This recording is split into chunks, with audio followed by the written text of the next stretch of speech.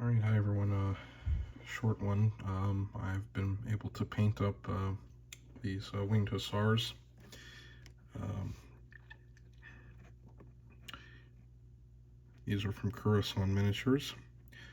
I've got two stands finished, as you can see. I decided to do all grass on the base to make them a little more versatile. The other figures in this army I've done with kind of some gravel and tufts to make it look more like rough steppe kind of ground, or not a steppe, but yeah, like kind of more arid. Anyway, um, got the. I decided to do nice bright colors. I hope that comes through in the video. Got some reds, and then I did blue and gold on the saddles, just so the unit has something to identify them.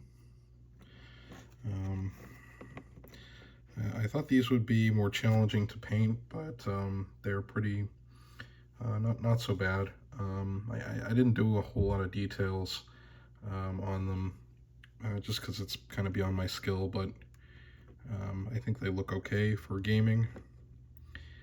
I've got, as you can see, I've got 3 more prepared. And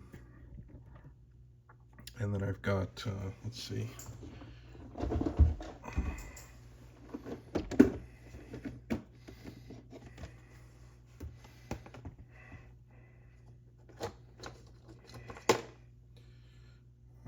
Yeah, let's see, I've got another set of Hussars, and then I've got the command, let me zoom out. I've got the command set. I think I'm gonna have to get a different storage box just for these guys, because the containers I've been using, they work fine on all my other 15mm figures, but the lances on these guys are like just too big, slightly too tall. So I think they're gonna get their own kind of container.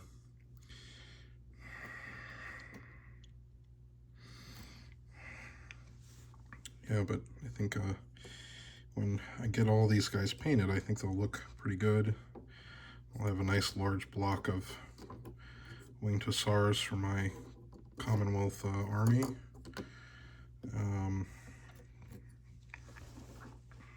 Yeah. Zoom in again. You guys can see that. And I've been thinking about the rules for my this war game I'm trying to run eventually. And I think because I'm gonna have to modify pike and shot rules a lot. The first thing is to like design it so, because we're talking about Eastern cavalry, so for the most part all of them were able to fire some kind of weapon, a ranged weapon, whether that's a bow or some kind of a firearm. So I think I'm going to have to write army lists to reflect that, that, you know, they can kind of do a little bit of everything and they're effective in close combat. But the Hussars, I think, I'm considering that to reflect them as like shock cavalry. I would have a rule that if they have a successful combat where they win, you know, they're going to be like they've charged and then they have to remain stationary for 1 turn in order to like kind of recover for the next turn. And I think that would help, because someone commented and said that in the regular pike and shot rules on an old video that the Hussars are a little overpowered. I don't know if that's true, because I've never actually played with them in pike and shot, but I think that would help keep things more balanced instead of having like really overpowered kind of cartoonish winged hussars Because you know, they were pretty heavy, like charge cavalry. So um, you know, there were instances where they got bogged down. Um, you know, or I have to do more research on this, but they also like kind of underwent some tactical changes in the 17th century, where like later in the 17th century they wouldn't charge into like pistol or weapons or you know, like fire musket fire. Um, uh, but I have to research that a little bit more. Unfortunately, my Polish is still not good enough, so it's hard to read the sources. Um, but I think they look okay.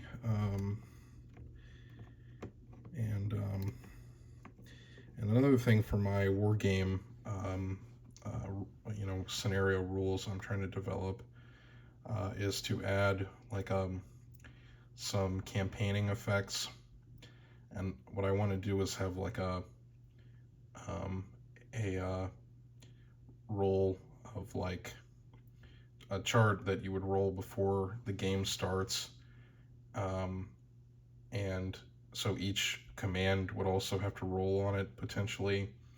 So like my Ottomans, they're going to have Tatars and Transylvanians as their kind of allied detachments. So the main Ottoman detachment would roll on this campaign effects, the Tatars and the Transylvanians. I was thinking of some effects for that, like um, one I was just thinking of that's realistic for this period would be like bad gunpowder. So like shooting units would take a penalty, and this would be applied like for the whole army potentially, or like the whole detachment. So like Transylvanians might have bad gunpowder, but the Ottoman main force might have good gunpowder that day. Um, Another one I think that would be good. Another kind of factor, campaign factor, would be to have like this would be especially true for Ottomans. So like a pay, you know, like the Janissaries haven't been paid, so you know, they're gonna have like a morale. The Janissaries and the palace troops haven't been paid, so you know they're gonna take like a morale penalty, something like that. I think that would be interesting, and then maybe for like the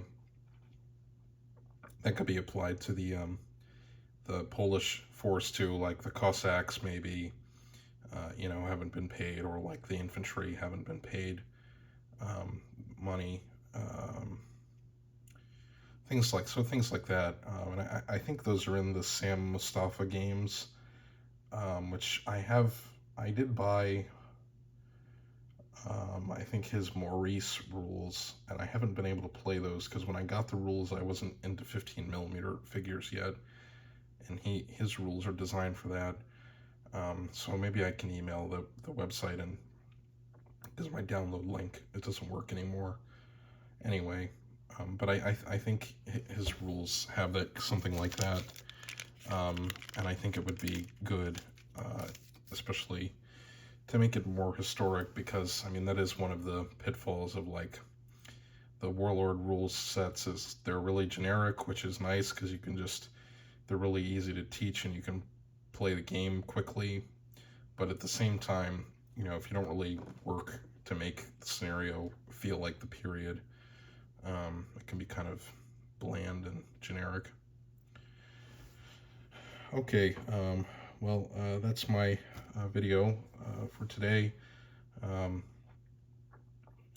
and I'm going to be painting more winged hussars. Hopefully my cat won't keep biting the lances. But anyway, yeah, I'll just do one last kind of look at them. Um, and